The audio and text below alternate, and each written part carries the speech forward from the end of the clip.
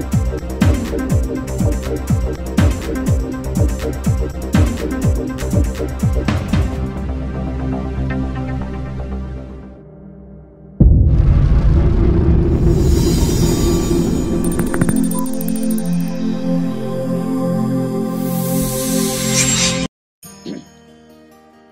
జగత్తు పుస్తకం ఆవిష్కరణ కార్యక్రమం ప్రముఖ రచయిత్రి చాగంటి తులసి చేతుల మీదుగా ఆమె నివాసంలో జరిగింది. ఈ సందర్భంగా చాగంటి తులసి మాట్లాడుతూ, మానవ శరీరం అనేక లోహ మూలకాల సమూహం. ఆయా లోహాలు శరీరం ఎదుగుదలకు, క్షీణతలపై ఏ విధంగా ప్రభావితం చేస్తాయి, లోహ జగత్తు పుస్తకంలో సామాన్యులకు సైతం అర్థమయ్యే రీతిలో వివరించారని చెప్పారు.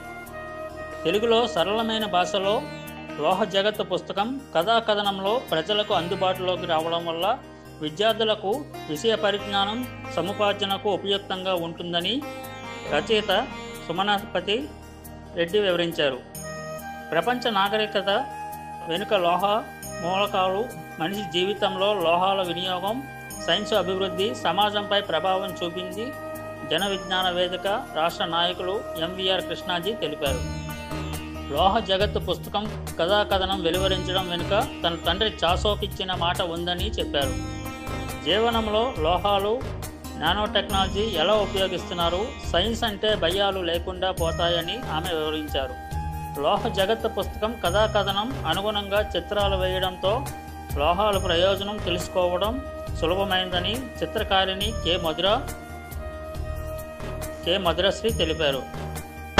ఈ కార్యక్రమంలో ఎంఆర్ మహిళా కళాశాల విశ్రాంత ప్రిన్సిపాల్ లలిత కుమారి, చిత్రకారుడు చాసో కుమారుడు చాగంటి బాపిరాజు, చాసో అభిమానులు, వర్ధమాన రచయిత పాల్గొన్నారు. సాహితీ స్రవంతి నిర్వాహకులు చీకటి దివాకర్ సంధానకర్తగా వ్యవహరించారు.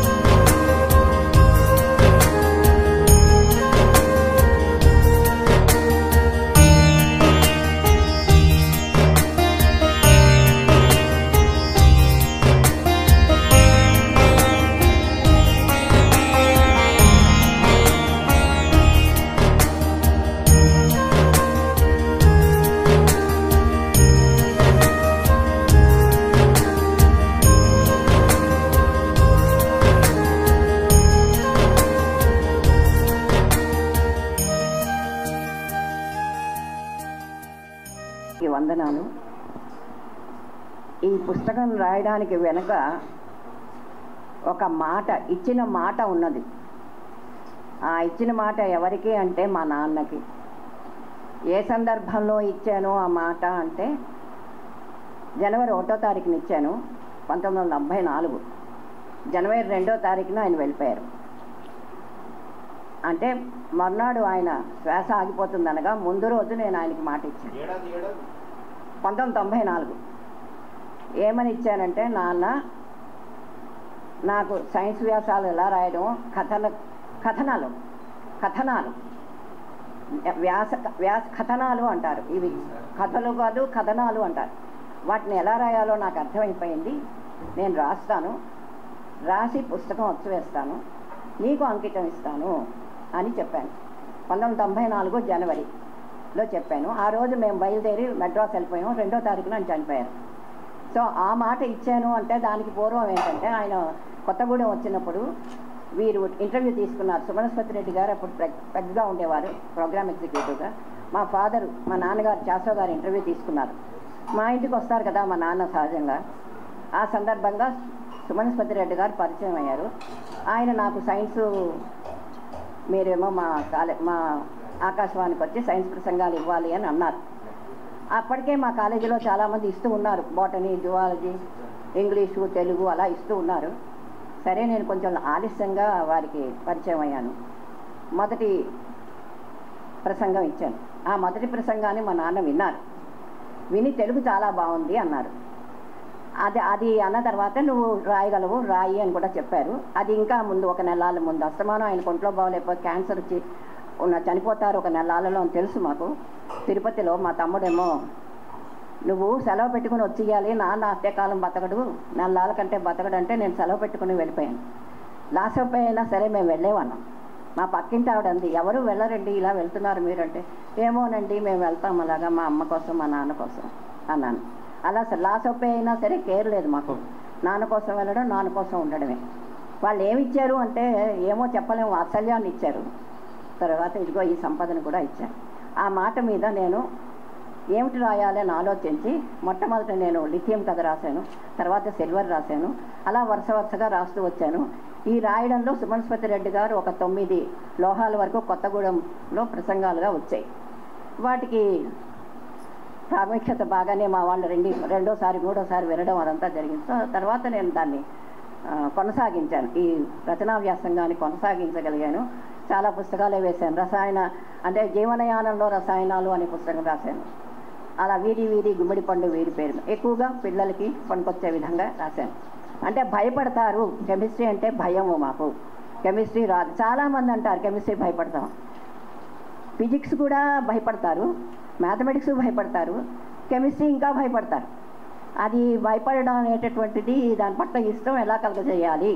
అసలు ఇదేంటో కెమిస్ట్రీ అంటే ఉత్తి ఈక్వేషన్స్ అవే కాదు. మన జీవితంలో కెమిస్ట్రీ తాలూకు అనువర్తనం చాలా ఉంది. వాటి మనం ఉపయోగించుకుంటాం. మన శరీరమే పూర్తిగా రసాయనాలమయం అని చెప్పడానికి. మనం తినే భోజనం రసాయనం, మనం పీల్చే గాలి రసాయనం, అన్ని రసాయనాలే. వాటి గురించి తెలుసుకోకపోతే ఎలాగా? తర్వాత చనిపోయిన రసాయనాలే, పాతిపెట్టిన రసాయనమే, కాల్చిన రసాయనమే, అంతే తెలుసుకోక తప్పదు అని పిల్లలకి బోధించాలనే ఉద్దేశంతో కథనంలో నేను ఇవి రాయడం జరిగింది.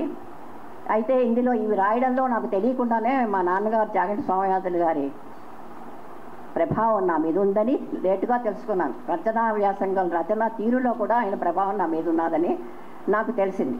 ఇప్పుడు రెండోసారి పుస్తకం వేయడానికి కారణం ఏంటంటే మొదటి పుస్తకం 2000లో వేశాను. ఇప్పుడు 25 సంవత్సరాలు అయిపోయింది. 25 సంవత్సరాల్లో కెమిస్ట్రీ బాగా డెవలప్ అయింది. అప్పుడున్నటువంటి 118 ఉన్నాయా లేవా ఇంకా వాళ్ళు సంశయాస్పదంగా ఉన్నది. ఇప్పుడేమో 118 మూలకాలు వాళ్ళకి పేర్లు పెట్టడం అంతా అయిపోయింది. ఇంకా ముందుకు వెళ్తున్నారు. వాటిని మానవ నిర్మిత మూలకాలు అంటారు, యురేనియం తర్వాత ఉన్నవాటి. అంతేత అందులో ఒక రెండింటిని వాటి తాలూకు అప్గ్రేడ్ చేయాల్సి వచ్చింది. అంటే కొత్తగా వాటి గురించి చెప్పాల్సిన అవసరం కలిగింది. పాత పుస్తకం అయిపోయింది, చాలా ఎలకలు తినేసాయి కూడాను. కొంతమంది జాగ్రత్తగా దాచుకున్న వాళ్ళ ఇళ్లలో ఉన్నాయి లైబ్రరీస్లోను, కొంచెం అజాగ్రత్తగా ఉన్న వాళ్ళ ఇళ్లలో ఎలకలు తినేసాయి. అలాంటి సందర్భంలో కొంతమంది స్టూడెంట్స్, మా టీచర్స్ మళ్ళీ వేయండి అని అంటూ ఉన్నారు. సరే నేను కూడా వేద్దాం అనుకుని మరో 2 వ్యాసాలు దాంట్లో కలిపి పిల్లలకు పనికొచ్చేవి. కొలంబియం పట్ల కుతూహలం అనే వ్యాసము. అసలు కొలంబియం అంటే అది నియోబియం అనమాట. అది కథ చాలా ఇంట్రెస్టింగ్గా ఉంటుంది. కథ అంటే కేవలం నేను సైన్సే చెప్పకుండా అప్లికేషన్స్ చెప్తాను, లోహం తాలూకు అప్లికేషన్స్ చెప్తాను ఎలాగనేది. దానికి సంబంధించినటువంటి కథలు చెప్తాను. ఆ కథలు రొమాంటిక్గా ఉండొచ్చు, ట్రాజిక్గా ఉండొచ్చు, పొలిటికల్ దీంతో ఉండొచ్చు, హాస్యంతో కూడి ఉండొచ్చు, ఇలా రకరకాలుగా ఉంటాయన్నమాట. ఆ కథలు అందులో చొప్పించి రాయడం అనేటువంటిది జరిగింది. అది ఆ విధంగా రాయడంలో నేను పర్యావరణం గురించి కూడా, తర్వాత మన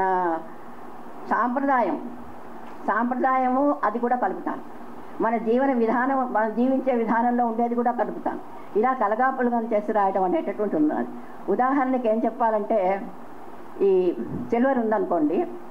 సిల్వరు మనకి ఎప్పటి నుంచో దేవాలయాలు ఉన్నాయి. మన భారతదేశ సంస్కృతిలో ఎక్కడ పడితే అక్కడ గుళ్ళు, ఎక్కడ పడితే అక్కడ దేవాలయాలు. కొండ చూస్తే దేవాలయం, పుట్ట చూస్తే దేవాలయం. ఏ దేవాలయంలో చూసినా అక్కడ ఉండేది ఉద్ధరణి వేస్తారు. వెండి ఉద్ధరణి ఉంటుంది, వెండి గిన్నెలో వెండి ఉద్ధరణి ఉంటుంది. లేకపోతే రాగి ఉద్ధరణిలో, రాగి పాత్రలో రాగి ఉద్ధరణి ఉంటుంది. అంతేగాని ఇంకా ఏ లోహము ఉండదు, ఎప్పటి నుంచో ఉంది. అప్పుడు ఏం చేస్తారు, ఉద్ధరణ ఇచ్చినప్పుడు బ్రాహ్మడు ఏంటంటాడంటే, ఆ పూజారి ఏమంటాడంటే, అకాల మృత్యుహరణం సర్వరోగ నివారణం శ్రీ విష్ణు పాదోదకం పావనం శుభం అంటాడు. అకాల మృత్యుహరణం సర్వరోగ నివారణం అలా అట్టే పెట్టండి. ఈ సిల్వర్కి, కాపర్కి వాటర్ ప్యూరిఫికేషన్ చేసేటట్టు గుణాలు ఉన్నాయి.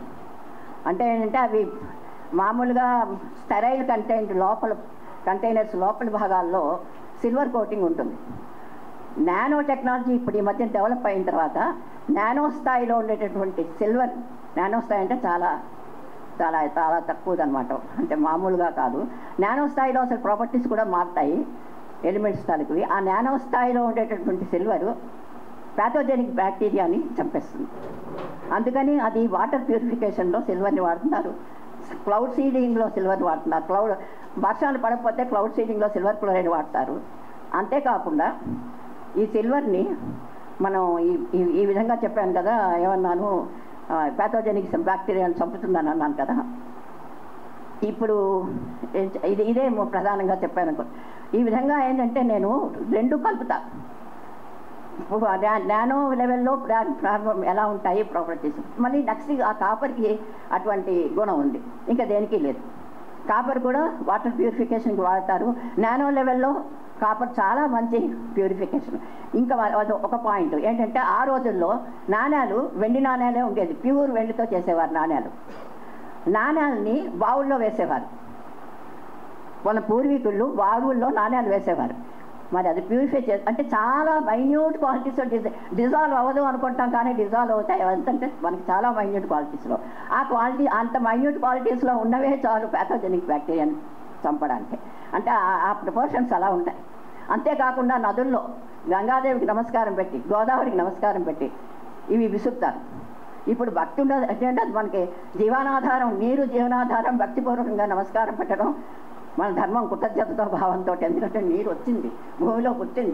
నీరు లేకపోతే మనం ఎవరం పుట్టాం, భూమి లేకపోతే మనం ఎవరం పుట్టాం, మట్టి లేకపోతే మనం ఎవరం పుట్టాం. మట్టిలోంచే ఇవన్నీ వచ్చాయి, లోహాలు ఇవన్నీ కూడా, అన్ని ఖనిజాలు. అంచేతే నమస్కారం పెట్టి వాళ్ళు అందులో కూడా వేసేవాళ్ళు. అది ప్యూరిఫికేషన్ కోసం అదొక్కటి చెప్పాను. ఈ విధంగా నేనేంటంటే 2-3 థాట్స్ కలిపి ట్రాజడీకి ఉన్నాయి, అవి ఉన్నాయి. మా నాన్నగారికి నేను మా మాట ఇచ్చిన ప్రకారం పుస్తకం వేసి మొదటి పుస్తకాన్ని 2000లో అంకితం ఇచ్చాను. ఇప్పుడు రెండో పుస్తకం వేయడానికి ఇది కారణం. తర్వాత మా అక్కకి అంకితం, మా అక్క చేత ఆవిష్కరించడానికి నేను ఎందుకు పూనుకున్నాను అంటే 2 ఉన్నాయి, బుద్ధిజీవి, గుడ్డజీవి అని. బుద్ధిజీవి అంటే బుద్ధిజీవిగా నేను ఈ పుస్తకం రాశాను. మా నాన్నగారి ప్రభావంతో, మా నాన్నగారికి ఇచ్చిన మాటతో ఒక బుద్ధిజీవిగా నేను ఈ పుస్తకాన్ని అచ్చు వేసుకున్నాను రెండోసారి. కానీ ఒక గుండె జీవిగా మా అక్కకి చేత ఆవిష్కరింపజేసుకుంటాం తన ఇంట్లో అని అనుకున్నాను. అదనమాట. ఈ విధంగా ఆమెకు నమస్కరిస్తూ ఈ పుస్తకావిష్కరణని కొనసాగించమని కోరుతున్నాను. చాలా ఆనందంగా ఉంది మిమ్మల్ని అందరినీ చూడడంతో, ఈ మీటింగ్లో పాల్గొనడం నుంచి. ఎందుకంటే మీకు ఇందట్లోనే చెప్పాను కదా, 89 ఏళ్ళప్పుడు అంటే చిన్నప్పటి నుంచే సాధారణంగా ఏమో చాలా లేటుగా మొదలెడతారు. నేను 5 ఏళ్ల బట్టి కూడా ఇలా సభలు నిర్వహిస్తూ, సభల్లో మాట్లాడుతూ 89వ ఏట మళ్ళీ ఇప్పుడు ఇక్కడ మళ్ళీ మాట్లాడుతున్నాను. అంటే అందులోనే పుట్టి, అందులోనే పెరిగి, అందులోనే ఇంకా ఉంటూ నా జీవితం గడుస్తుంది.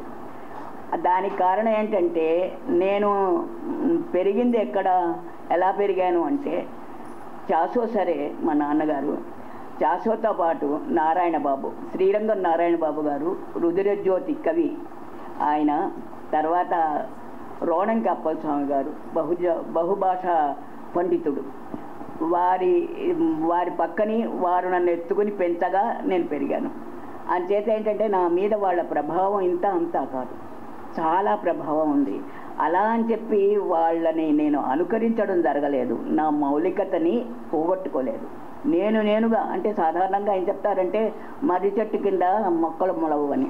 వాళ్ళు మర్రి చెట్లే, కానీ ఆ మర్రి చెట్ల కింద నుంచి, ఆ ఊడల మధ్యలో నుంచి నాకు నేను సందు చేసుకుని నాకు నేనుగా నిలబడుతూనే నేను కథలు రాశాను, అలాగే వ్యాసాలు రాశాను, పుస్తకాలు రాశాను. అంతేకాకుండా నేను చదువుకున్నది ఏంటంటే, తెలుగులో చదువుకోలేదు. నాకు తెలుగు రాదు నిజంగా చెప్పాలంటే, ఎందుకంటే తెలుగులో చదువుకోలేదు. ఏదో అంటే మీరు ఇప్పుడు 11th క్లాస్ అని అంటున్నారేమో, అప్పుడు మాకు 10th క్లాస్ అని ఉండేది. అంటే ఏంటంటారు 6th ఫామ్. ఆ 6th ఫామ్ వరకే ఏదో చదువు తెప్పించారు. తర్వాత నా చదువు ఆగిపోయింది. మా పల్లెటూరు మేము వెళ్ళిపోయాం. పల్లెటూరు వెళ్ళిపోవడం నుంచి చదువు ఆగిపోయింది. చదువు ఆగిపోయిందన్న అంటే అకాడమిక్ చదువు ఆగిపోయింది, కానీ అసలు చదువు, నా చదువు ఎక్కడ ఆగిపోయింది. పుస్తకాలు చదువుతూనే ఉన్నాను. మా ఇంట్లో ఉన్న పుస్తకాలన్నీ కూడా ఎంపిక చేసిన పుస్తకాలే, చెత్త పుస్తకాలు ఏం లేవు. నాన్నవి కదా పుస్తకాలు, అంచేత చెత్త పుస్తకాలు ఏం లేవు. చదివినవన్నీ మంచి పుస్తకాలే. అందులో కూడాను రష్యన్ సాహిత్యం ఎక్కువ చదివాను. నాకు అమ్మ అంటే ఇప్పటికీ ఇష్టమే. గోర్కీ అన్న, అమ్మన్న, చెకోవ్ అన్న చాలా ఇష్టం. ఇప్పటికే మధ్య మధ్యలో ఆ పుస్తకాలు తీసి చదువుకుంటూ ఉంటాను. అంత ప్రభావం ఉన్నది. అంటే రష్యన్ సాహిత్యం అని కాదు, రష్యన్ సాహిత్యంలో జీవితం ఉన్నది. నాకు ఆ జీవితం అంటే ఇష్టం. ఆ జీవితం ఉంది కాబట్టే రక్షణ సాహిత్యాన్ని చదువుతున్నాను. అంటే ఏదో కమ్యూనిస్టు రకంగా, అంటే మా నాన్నకి మార్క్సిస్ట్ భావాలు ఉండడం వల్ల నేను కూడా మార్క్సిస్టుని అయిపోయి కమ్యూనిస్టుని అయిపోయి ఆ పుస్తకాలు చదవలేదు. నేను చదివింది ఏంటంటే అందులో ఉన్న జీవితం, ముఖ్యంగా గోరికి అమ్మ గురించి చెప్పాను కదా. గోరికి అమ్మ అంటే ఇప్పటికీ నాకు ఇష్టమే. అలాంటి అమ్మలు ప్రపంచంలో ఎంతవరకు తయారవరో అంతవరకు గోరికి అమ్మ బతికే ఉంటుంది. అది నా అభిప్రాయం. అలాంటి అమ్మలు తయారవ్వాలనే గోరికి రాశాడని నా ఉద్దేశం. గోరికి ఎలా రాశాడో నాకు తెలియదు, ఆయన అభిప్రాయం ఏమిటో తెలియదు, కానీ నా ఉద్దేశం అలాంటి అమ్మలు మొత్తం దేశంలో, అంటే మొత్తం ప్రపంచంలోనే అలాంటి అమ్మలు పుట్టి పెరగాలి. అలాంటి అమ్మలు కనాలి. అలాంటి అమ్మలు కనాలి. అమ్మని కనేది కూడా అమ్మే కదా. అది అలాంటి అభిప్రాయంతో నేను ఆ పుస్తకాలు చదివాను. దాంతోపాటు ఏంటంటే నేను ఉద్యోగంలో జాయిన్ అవ్వడం ఏంటంటే ఒరిస్సాలో జాయిన్ అయ్యాను. అంటే ఆ టైంలో నాకేంటంటే అటు కటక్లోను ఇటు పక్క గుంటూరు ఏదో అక్కడను నాకు ఒకేసారి పోస్టింగ్ ఆర్డర్స్ వచ్చాయి. అంత దూరం వెళ్ళిపోతావా అంది మా అమ్మ. ఏది గుంటూరు అటువైపు, గుంటూరు బందరు ఆ వైపుగా అనమాట. అది మన దేశమే. మన దేశం అంటే మొత్తం ప్రపంచం అంతా నాదే అన్న భావంతో నేను ఉండేదాన్ని. అంచేత ఏంటంటే దూరం దగ్గర అన్నది నాకు లేదు, మా అమ్మకు ఉన్నది. దాంతో అమ్మకి దగ్గరగా ఉండాలి అంటే ఒరిస్సా వెళ్ళాల్సి వచ్చింది. ఒరిస్సా అంటే కటక్ వెళ్ళే కటక్లో జాయిన్ అయ్యాను. దానివల్ల చాలా మంచి జరిగింది. ఏమిటి మంచి అంటే ఒరియా వచ్చింది. ఒరియా భాష నేర్చుకున్నాను. భాషల మీద నాకు అసలు దృష్టి కల్పించింది హిందీ విద్యాలయం విజయనగరంలో ఉండేది. దక్షిణ హిందీ ప్రచార సభ వారి హిందీ విద్యాలయం. ఆ హిందీ మేము పల్లెటూరు వెళ్ళిపోయాం. నేను చెప్పాను కదా నా చదువు పూర్తయింది, హై స్కూల్ చదువు. మేము పల్లెటూరు వెళ్ళిపోయాం. దాంతో నా చదువు ఆగిపోయింది. చదువు ఆగిపోయి మళ్ళీ తిరిగి వచ్చే సమయానికి హిందీ విద్యాలయం పెట్టున్నారు. దాంతో మా నాన్న ఏంటన్నాడు, హిందీ మొదలెట్టావు కదా, అంటే పల్లెటూరులో నేను హిందీ పరీక్షలు పాస్ అవడం నుంచి హిందీ మొదలెట్టావు కదా, దాన్ని ఏమోను పూర్తి అన్నాడు. పాపం మా అక్క చనిపోయిందిలేండి, ఆవిడ పేరు అమ్మాజీ. ఆవిడేమోను అలా కాదు, దాన్ని ఇంటర్మీడియట్లో జాయిన్ చెయ్యి, కాలేజీలో జాయిన్ చెయ్యి అని పాపం తల మొత్తుకుంది. అయినా సరే ఆయన జాయిన్ చేయలేదు. మా బాబీ అంటే అదే బాపిరాజుని మాత్రం జాయిన్ చేశారు, నన్ను జాయిన్ చేయలేదు. నాకు అప్పుడు చాలా ఒళ్ళు మండింది మా నాన్న మీద. ఎందుకంటేను ఆడపిల్లనని నన్ను జాయిన్ చేయలేదు, మగపిల్లాడు జాయిన్ చేసుకున్నాడు అని నా మనసుకు తిట్టుకున్నాను మా నాన్నని. నిజం చెప్పాలంటే తిట్టుకున్నాను. అయితే చదవమని చెప్పాడు కదా, అంటే భాషల మీద ఇష్టం కలగడానికి అది కారణం అనమాట. హిందీ విద్యాలయంలో జాయిన్ అయినప్పుడు అక్కడ సుబ్రహ్మణ్యం గారు అని ఒక టీచర్ గారు ఉండేవారు, మాస్టర్. ఆ మాస్టర్ ఏంటంటే నాలోను అది కలగజేశారనమాట. అంటే అన్ని భాషలు మంచివి, ఎన్ని భాషలు నేర్చుకుంటే అంత మంచిది అనే భావాన్ని ఆయన ఆ కాన్సెప్ట్ని నాకు ఇచ్చారు. దాంతో ఏంటంటే నేను భాషలు నేర్చుకోవాలన్నటువంటి కోరిక నాలో పెరిగింది. దానికి తోడు ఏంటంటే ఒరిస్సా వెళ్ళాను. ఆ ఒరిస్సా వెళ్ళడం ఏంటంటే ఒరియా వచ్చింది. ఒరియా భాష నేర్చుకోవడం వల్ల ఒరియా బెంగాలీ దగ్గరగా ఉంటాయి కదా, బెంగాలీ అర్థం అవడం మొదలెట్టింది. బెంగాలీ అస్సామీ దగ్గర. ఇలాగా ఏంటంటే భాషలకి ప్రపంచంలో అలా అలా అలా లింకులు కనపడ్డాయి నాకు. ఒక లింకు కాదు, అంటే మొత్తం ప్రపంచంలో భాషలని ఇలాగ మానవులు ఉన్న దగ్గర నుంచి ఇలా ఇలా ఇలా లింకులు కనపడుతున్నాయి. ఓహో ఇదా, అయితే నేర్చుకోవాల్సిందే భాషలు అని అనుకున్నాను అనమాట. అలాగా నేను భాషలు నేర్చుకోవడం, ఆ భాషల్లో అంటే కొన్నిటితో వ్యవహరించగలగడం, కొన్నిటితో ఏంటంటే కేవలం చదువుకోగలగడం జరిగిందనమాట. ఆ రకంగానేంటంటే నేను కథలు రాయడం జరిగింది, వ్యాసాలు రాయడం జరిగింది, పుస్తకాలు ప్రింట్ చేయడం జరిగింది, నాకు నేను పబ్లిష్ చేసుకోవడం జరిగింది. అంటే ఇదంతా కూడా స్వార్జితంతో, ఎవరిని ఏమీ అడగకుండా స్వార్జితంతో నా డబ్బుతోటి నేను చదువుకుని నేను సంపాదించినటువంటి నా జ్ఞానంతో నేను పుస్తకాలు వచ్చేసుకోవడం, జ్ఞానాన్ని పెంచుకుంటూ ఉండడం. మరో విషయం నేనేంటి నేర్చుకున్నానంటే దీనివల్ల ఎవరి జ్ఞానమైనా సరే పరిమితమైనది. ఈయన జ్ఞానం ఉన్నదంటే ఈయన జ్ఞానం ఈయన వరకే ఉంటుంది, ఆయన జ్ఞానం అంతవరకే ఉంటుంది, నా జ్ఞానం నాదేను నా అంతవరకే ఉంటుంది. అంతే తప్పించి ఎవరి జ్ఞానం కూడా ఏంటంటే పరిపూర్ణమైనటువంటి జ్ఞానం ఎవరిది కాదు. ఎవరి జ్ఞానం ఎంత, వాళ్ళ మెదడు ఎంత తీసుకుందో అంత జ్ఞానం వాళ్ళది, అంతకంటే ఎక్కువ కాదు. వాళ్ళ మెదడు చాలా షార్ప్గా ఉన్న మెదడు అయినట్టయితే ఇంకొంచెం తీసుకుంటుంది, లేకపోతే అసలు లేదు. సరే మేధస్సు లేనివాడు మేధకుడు ఉన్నాడంటే వాడికి ఉంటుంది జ్ఞానం, ఆ జ్ఞానం ఇంత ఉండొచ్చు, మన జ్ఞానం అంత ఉండొచ్చు, ఇంకొకటి జ్ఞానం అంత ఉండొచ్చు. అదనమాట నాకు తెలిసినటువంటి విషయం. ఈ అనుభవాలతోటి నాకు తెలిసినటువంటి విషయం. ఇంకో విషయం ఏంటంటే పాఠకుడవని శ్రోతవని ఈ మేధస్సు వాడి మేధస్సును అనుసరించి వాడు తీసుకుంటాడు. వాడి మేధస్సు ఉంది, దానికి పరిమితి ఉంది, ఆ పరిమితితోటి వాడు దాన్ని తీసుకుంటాడు. అంచేత ఏంటంటే ఆ జ్ఞాన పరిమితులను బట్టి మనుషులు జ్ఞానాన్ని ఆర్జిస్తూ దాన్ని పెంచుకోవడమో తెచ్చుకోవడమో ఏదో ఒకటి చేస్తూ ఉంటారు అన్న విషయం బాధపడ్డాది. ఆ రకంగా ఏంటంటే నేను పుస్తకాలు వేయడం, ఆ పుస్తకాలని నా సొంత డబ్బుతో పబ్లిష్ చేయడం, ఆ తర్వాత ఇలాగ నాకు తెలుసున్న వాళ్ళందరికీ కూడా ఈ విషయాలు చెప్పడం. నాకు ఫ్రెండ్ ఉండేది, నా స్నేహితురాలు, ఆవిడ బెంగాలీ అమ్మాయి, విమలా ఘోష్ అని కటక్లో. ఆ విమలా ఘోష్ ఏం చేస్తూ ఉండేది, నాకు నవ్వొస్తుండేది. పొద్దునుంచి సాయంత్రం వరకు, అదే రాత్రి 7-7:30 వరకు అనుకోండి, అంతవరకు ఓ పుస్తకం ఉండేది ఆవిడకి. ఆ పుస్తకంలో ఏమిటి ఖర్చు పెట్టేది ఇలా వరుసగా రాసుకుని వస్తుండేది. తర్వాత దాన్ని టోటల్ చేసేది, టోటల్ కూడా రాసుకుంటుంది. అంటే నేను రోజున అడిగాను, విమల అలా రాసుకుంటే ఏంటి ప్రయోజనం అని అడిగాను. మనం ఏమిటేమిటి చేస్తున్నామో తెలుస్తుందండి, ఎంత ఖర్చు పెట్టామో తెలుస్తుందండి అంది. అంటే తెలిస్తే ఏంటి లాభం అన్నాను నేను. తెలుసు, మన డబ్బే కదా, మన డబ్బు ఖర్చు పెట్టుకున్నాం, అయితే తెలిస్తే ఏంటి లాభం అంటే అదేంటండి అలా అంటారని. అంటే నేను అన్నాను, అమ్మ నువ్వు నీ డబ్బులో ఇంత పరిమితితోటి ఇంత ఖర్చు చేస్తానని అనుకుని ఆ ఖర్చులో నేను ఇమిడి ఖర్చు చేసానా లేదా అన్నది ఆలోచించుకుంటే అప్పుడు అదే దానివల్ల ఏదైనా లాభం ఉంటుంది. ఎలాగా ఖర్చు చేసి అది నీ డబ్బే, ఇంకా ఎందుకు రాసుకోవడం ఎందుకు, టోటల్ చేసుకోవడం ఎందుకు అన్నాను. అది ఆవిడ బుర్రకి ఎక్కిందో లేదో కానీ నా బుర్రకి మాత్రం అది చాలా చక్కగా చెప్పినట్టు అనిపించింది అనమాట. అంటే ఇప్పుడు మనం తీసుకుంటే నాలెడ్జ్ ఏదైతే ఉందో ఆ నాలెడ్జ్ మొత్తం అందరిలోంచి వచ్చిన నాలెడ్జ్, మనకి నా బుర్రలోంచి వచ్చిన నాలెడ్జ్ కాదు, లోకం సంపాదించి పెట్టినటువంటి నాలెడ్జ్ ఏదైతే ఉందో ఆ నాలెడ్జ్ నా బుర్ర గ్రహించిన కాటికి, నా మేధస్సు ఎంత ఉందో అంత కాటికి నేను గ్రహించి ఉన్నాను. అంతే తప్పించి నేను నా బుర్రలోంచి దాన్ని పుట్టించలేదు కదా. నేను ఎక్కడ పుట్టించాను, ఆల్రెడీ ఇట్ ఇస్ దేర్, దాన్ని నేను తీసుకుంటున్నాను. అదనమాట. ఇది నేను నేర్చుకున్నాను, అమ్మాయికి కూడా చెప్పాను, విమల ఇది సంగతి, ఇది అలా కాదమ్మా ఇది సంగతి అని చెప్పాను విమల ఘోష్కి. అలాగే దీపాళి దాస్ అని చెప్పి ఒక బెంగాలీ ఆవిడ ఉండేవారు. ఆవిడ మా కాలేజీ గర్ల్స్ హాస్టల్కి వార్డెన్గా ఉండేవారు.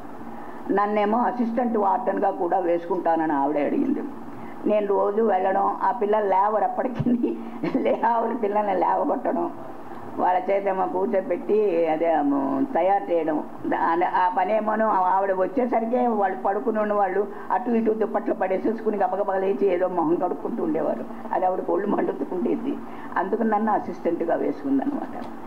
అప్పుడు ఆ దీపాళి దాస్ గారికి కూడా నేను అదే చెప్పానమాట, భయపడితే పిల్లలు ఉండరండి, మీరు భయపడుతున్నారు, పిల్లల్ని భయపెట్టకండి, పిల్లల్ని మీ స్వంతం చేసుకోండి, మీ పిల్లల్ని ఎలాగా ఆదరిస్తారో అలా ఆదరించండి, అలా ప్రేమించండి, అప్పుడు మీ హాస్టల్ పిల్లలు మీ పిల్లలు అవుతారు. లేకపోతే ఎవరు వాళ్ళు ఎందుకు అవుతారు? మీ పిల్లలే మిమ్మల్ని తిరస్కరిస్తుంటే ఆ పై పిల్లలు మిమ్మల్ని ఎందుకు ప్రేమించారు కదా అని ఆవిడకి చెప్పాను నేను. తర్వాత నేను ఆ పిల్లల్ని సరిగా, అంటే నేను తులసి దీది వచ్చేస్తున్నారు అని చెప్పి అక్కడి నుంచి తెలిసిపోయిన వెంటనే వాళ్ళు గబగబా బట్టలు మార్చేసుకుని గబగబా తగడాలు దుప్పట్లు అన్నీ సర్దేసేసుకుని పెట్టుకునేవారు. అంటే అంతలా ఉండేదన్నమాట. నేను వస్తున్నానంటే చాలు ఆ పనులు చేసుకునేవారు. అంటే వాళ్ళంతా వాళ్ళు చేసుకోవలసిన స్థితికి వచ్చేంత వరకు నేను అలాగా పాటుపడ్డాను. అంటే సొంత పిల్లలకైనా అంతే, వాళ్ళు వదిలిసి వచ్చేస్తారు, అమ్మ పెడుతుంది కదా, అమ్మ ఉందిగా అమ్మొచ్చి పెడుతుందని అంటారు. ఇప్పుడు మీ పిల్లలు అంతే అనుకుంటాను, ఇప్పటికీ అదే కంటిన్యూ అవుతూ ఉంటుందని అన్న నా ఉద్దేశం. ఇదేంటి లోహ జగత్తు గురించి, కృష్ణకుమార్ గారి గురించి ఏంటి, కొంత డబ్బా కొట్టుకుంటున్నాను, ఏమీ లేదు సార్. అది కాదు, మైకు పట్టుకుంటే సొంత డబ్బా కొట్టుకొని వాడు ఎవడుంటాడు? రైట్, బాగుండకపోవడం కాదు, మీరు వినకపోయినా చెప్పేద్దాం అనుకున్నాను. అది అంటే కాస్త ముందర నవ్విద్దామని అనుకున్నాను, అంతకంటే ఏం లేదు. ఈ లోహ జగత్తు మా అమ్మాయి అంటున్నాను, చెల్లెలే. అమ్మాయి అంటే నాకు కూతురు కాదు. కూతురు అనుకున్నా కూడా పర్వాలేదు కూతురు అనుకున్నా పర్వాలేదు. ఈ లోహ జగత్తు పుస్తకాన్ని ఆవిడ రాయడానికి నేను సైన్స్ దాన్ని కాదు అంటే నేను ఏమైనా పొరపాటు చెప్తే మాత్రం మన్నించండి, చెప్తే తిద్దుకుంటాను, నేర్చుకుంటాను. అంటే నాకు సైన్స్కి ఏం సంబంధం లేదు. ఎస్ఎల్సి వరకు ఏదో ముక్కులు పెట్టుకున్నాను, అది కూడా ఏంటంటే తెలుగులోను. అంచేత ఇంగ్లీష్ మాటలు అవి ఉంటే అసలు అర్థం కాదు నాకు. అది ముందర చెప్పుకోవాల్సిన మాట. అయితే ఈ లోహ జగత్తు ఆవిడ రాసి నా చేత ఆవిష్కరింపజేసుకుంది. అదే నా చేత ఆవిష్కరింపజేసుకుంటానంటే నేను సైన్స్ దాన్ని కాదు ముర్రు అంటూ ఉంటాను అని చెప్పి కూడా అడిగాను.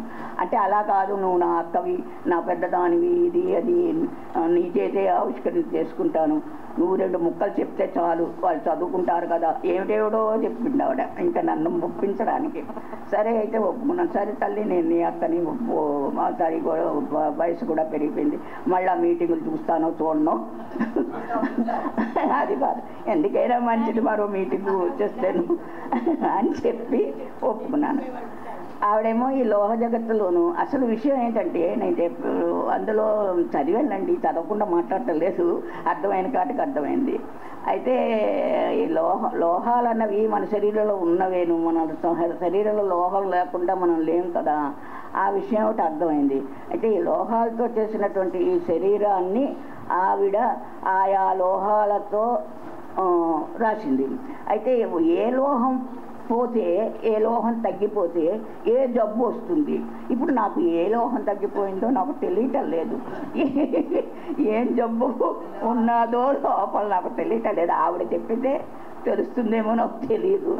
అంటే మనం క్షీణిస్తున్న కొద్దీ, శరీరం క్షీణిస్తున్న కొద్దీ ఈ లోహాలు తరతమ భేదాలతోటి తగ్గిపోతూ వస్తున్నాయన్న విషయం మాత్రం నాకు చాలా చక్కగా అర్థమైంది. అంచేత ఇప్పుడు ఏంటంటే నేను ఆ తరతమ భేదాలతో కృషించిపోయి ఆఖరికి పోతాను అన్న విషయం కూడా అర్థమైంది. అంటే ఎలాగా కృషించిపోతానని తెలుసు, కానీ దాని ప్రాసెస్ ఏదైతే ఉందో ఆ ప్రాసెస్, ఆ ప్రక్రియ ఈవిడ వల్ల నాకు సైన్స్ చదవని దాన్ని అన్నప్పటికీ కూడా బాగా తెలిసింది. అదో విషయం. ఇంకపోతే ఈ లోహ జగత్తులోనే ఆవిడ లోహాలన్నిటి గురించి రాసినప్పటికీ కూడా కొత్తగా ఆవిష్కరించబడినటువంటి లోహాల గురించి కూడా ఇందులో ఆవిడ రాసింది. చాలా చక్కటి తెలుగులో రాసింది. అంటే అదేదో సైన్స్ పుస్తకం చదివితే అర్థం కాదు, లేదా పారేద్దాం, ఏదో ఒక పేజీ చదివిన తర్వాత పారేస్తారు కదా, అందులో ఆ మ్యాథమెటిక్స్ అవి వెతుకుతాయి మనకి, అవి పడేద్దాం అనుకుంటాం. కానీ ఆవిడ చెప్పిన తీరు, ఆవిడ భాష, అవన్నీ కూడా ఏంటంటే ఒక కథ చెప్తున్నట్టుగా చక్కగా చెప్పింది. అది దాని కారణం మా నాన్నలే చాసో గారి వల్ల దానికి అది అనిపింది, అంతకంటే ఏం లేదు. ఆవిడ గొప్పతనం కాదు, మా నాన్న గొప్పతనం. అవును, మరి నాకు చాసో గారి గొప్పతనం తప్పించి నా గొప్పతనం ఏం లేదు. చెప్తున్నాను కదా, నాది. నేను ముందరే చెప్పాను మా నాన్న వల్ల వచ్చింది అని, గట్టిగానే చెప్పాను. మరోసారి చెప్తున్నాను, మా నాన్న వల్లే వచ్చింది. మా నాన్న లేకపోతే నాకు వచ్చేది కాదు. మెళ్ళో వేసుకోక్కర్లేదు, మరి ఏం కొంపలు ఏం ముట్టుకోవులు. నేను ఇలా ఉంటే ఇలాగే ఉంటాను. తులసి అన్నది గొలుసు వేసుకుంటే తులసి కాదు కదా. వాళ్ళందరూ దేని చూస్తున్నారు అనుకుంటున్నావు? నా మొహాన్ని చూస్తున్నారు అంతే తప్పి. సరే అమ్మా, వెయ్యి గుర్తుంది అసలు.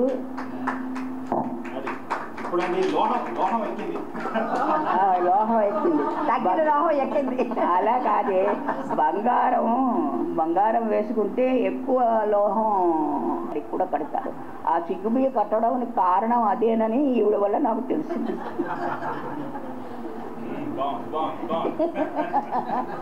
అవును కదా, మరి నాకేం తెలుసండి సైన్స్ తెలియదండి.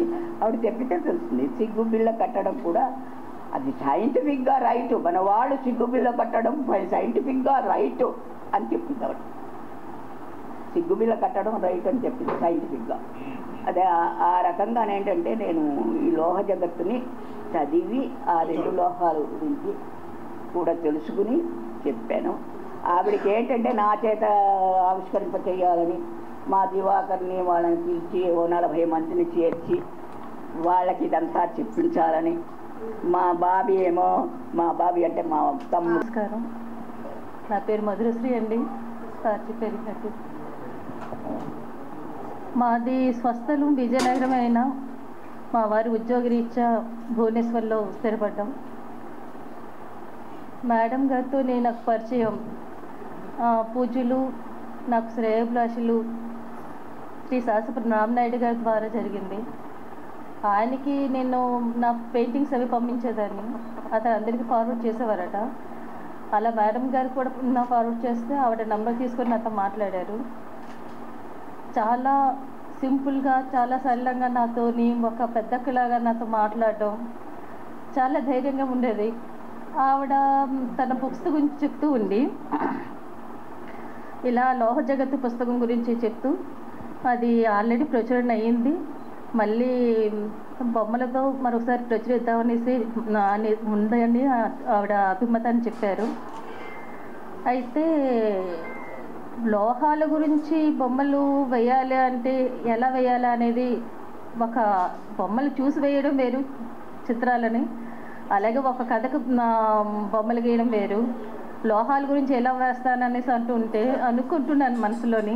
నా సందిగ్ధాన్ని ఆవిడ గమనించినట్లు ఆవిడ నేను ముందు నీకు సాఫ్ట్ కాపీ పంపిస్తాను, అది ముందు చదువు, ఆ తర్వాత మళ్ళీ మనం మాట్లాడదాం అన్నారు. ఆ సాఫ్ట్ కాపీ చదువుతున్నప్పుడు అయ్య బాబోయ్ సైన్స్, అందులో పీరియాడిక్ టేబుల్ ఎప్పుడో చిన్నప్పుడో వదిలేసాను, ఇప్పుడు నాకు తప్పట్లేదని స్టార్ట్ చేశాను.